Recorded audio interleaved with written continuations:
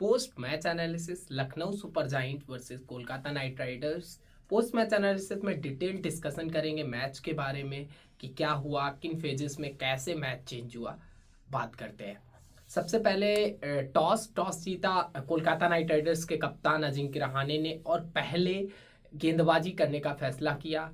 जो सुबह का गेम था, पहले बल्लेबाजी करते तब भी कोई इतना असर नहीं पड़ने वाला था। विकेट स्लोएस्ट विकेट थी, स्लगिस विकेट थी और एक अच्छा टोटल यहाँ पर देखने की उम्मीद भी थी।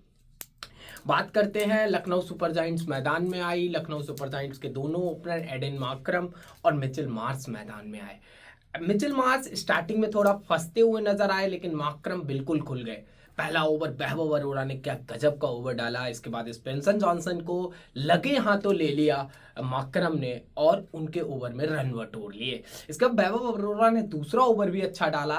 वैभव अरोड़ा ने पहले 4 ओवरों में 2 ओवर में 8 ही रन दिए, वहीं स्पेंसन जॉनसन ने 2 ओवर में 30 रन दे डाले और टीम का स्कोर 4 ओवर में 40 के करीब पहुंच गया।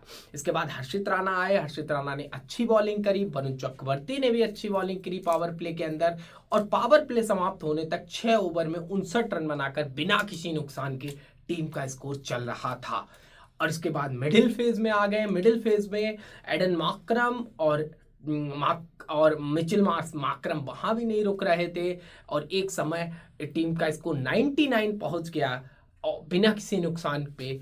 तब जाकर के हर्षित राणा ने एक स्लोअर 1 बॉल डाली और मार्करम को आउट किया। 47 रन के निजी स्कोर पर 28 बॉलों में मार्करम पवेलियन की तरफ चले गए।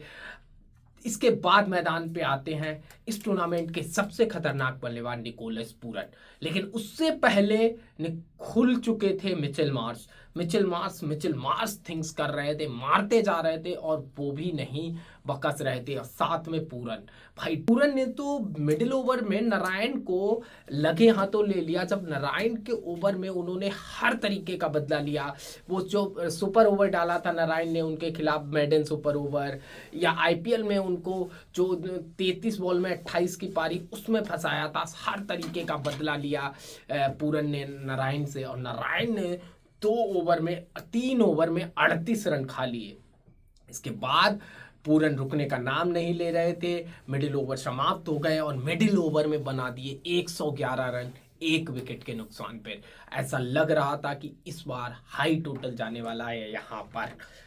अब 16वें ओवर की शुरुआत होती है और 16वें ओवर की शुरुआत में रसेल मिचेल मार्श को आउट कर देते हैं और मिचेल मार्श उस समय 81 रन बनाकर खेल रहे थे 48 बॉलों में। रसेल की अच्छी स्लोअर 1 पेस चेंज वाली बॉल थी और उस पे आउट होकर पवेलियन। इसके बाद ऋषभ पंत अपने आप पे कॉन्फिडेंस दिखाते हुए नजर नहीं आए और उन्होंने अपनी जगह अब्दुल समद को भेजा। अब्दुल समद भी कुछ ज्यादा नहीं कर पाए और मात्र 6 रन बनाकर पवेलियन की तरफ चले गए। लेकिन पूरन थिंग्स कर रहे थे, उनको स्वाद दिया डेविड मिलर ने।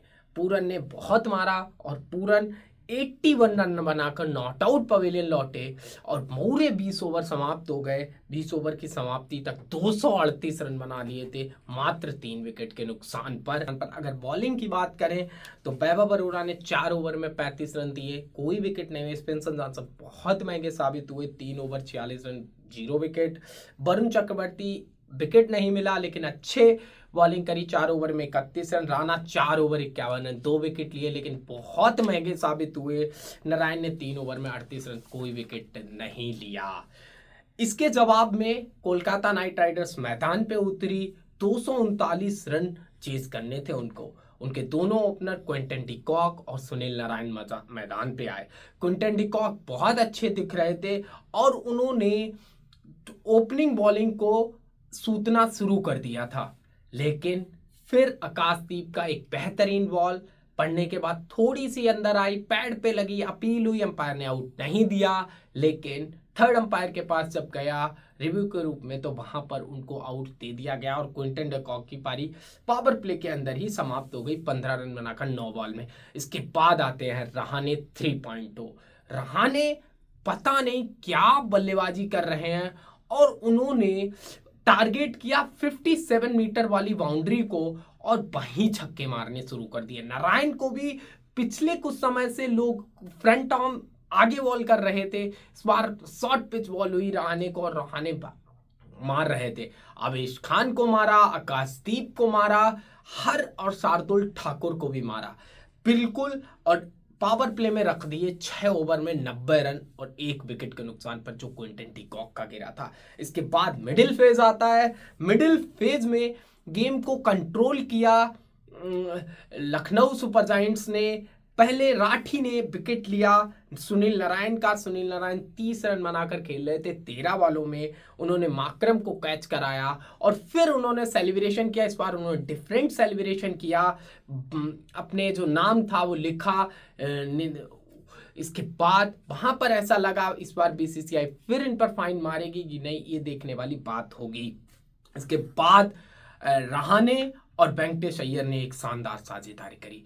फिर हमारे पंत साहब करने लगे। वो थोड़ा फिजियो को बुलाया, गेम को स्लो किया और वहां पर रहाणे का विकेट मिल गया। रहाणे का विकेट शार्दुल ठाकुर ने पूरन के हाथों कैच कराकर 61 रन बनाकर 35 बॉलों में। फिर भी मैच कोलकाता नाइट राइडर्स के हाथ में था।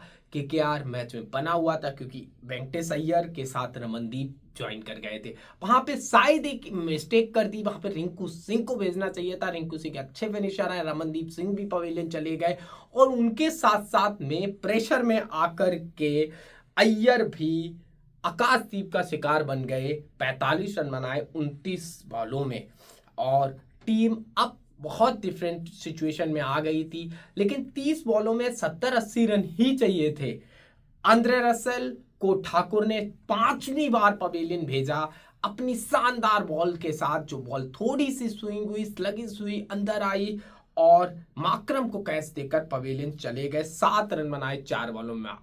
रसेल के आउट होने के बाद हर्षित राणा ने ज्वाइन किया रिंकू सिंह को और लगा कि ये मैच जा चुका है। लेकिन थोड़ा सा गेम को कंट्रोल किया, चीजों को आगे ले गए और ऐसा लगा कि अब एक ओवर में जब 24 रन चाहिए थे और इसके बाद 3 बॉलों में 19 रन चाहिए थे, अब स्ट्राइक पे आ गए थे रिंकू सिंह। अब लगा कि रिंकू सिंह कुछ तो कमाल करेंगे, लेकिन रिंकू सिंह ने इसके बाद चौथी बॉल पे चौका मारा तो 2 बॉलों में 14 रन चाहिए थे। नो बॉल नहीं होगी, वाइड बॉल नहीं होगी, तो वहां से मैच केकेआर हार चुकी थी। लेकिन फिर चौका मारा, फिर छक्का मारा और केकेआर 4 रन दूर रह गई। एक शॉट, एक बैड बॉल या एक बैड बॉल पे जो शॉट नहीं लगा वो दूर रह गई और केकेआर ये मैच 4 रनों से हार गई। मात्र 234 ही रन बना सकी केकेआर 7 विकेट के नुकसान पर। केकेआर को ये लॉस इस तरीके से थी कि केकेआर 3 मैच जीत सकती थी और एलएसजी भी 3 मैच जीतकर अपने आप को दावा प्लेऑफ में ठोक चुकी है। वहीं केकेआर थोड़ा सा नीचे आ गई है। केकेआर को अभी भी अपने कॉम्बिनेशन पर ध्यान रखना होगा, थोड़ा सा काम करना होगा केकेआर को अपनी बैटिंग पर, क्योंकि बैटिंग शुरुआत के टॉप हैवी लग रहा है। 4-5 लोग अच्छी बैटिंग कर रहे हैं, इसके बाद उनका जो नीचे का बैटिंग क्रम है वो उस तरीके से काम नहीं कर रहा है। रसेल को फॉर्म में आना पड़ेगा, नहीं तो इससे इम्पॉसिबल चीज विदाउट रसेल के पॉसिबल होना बहुत ही नामुमकिन है।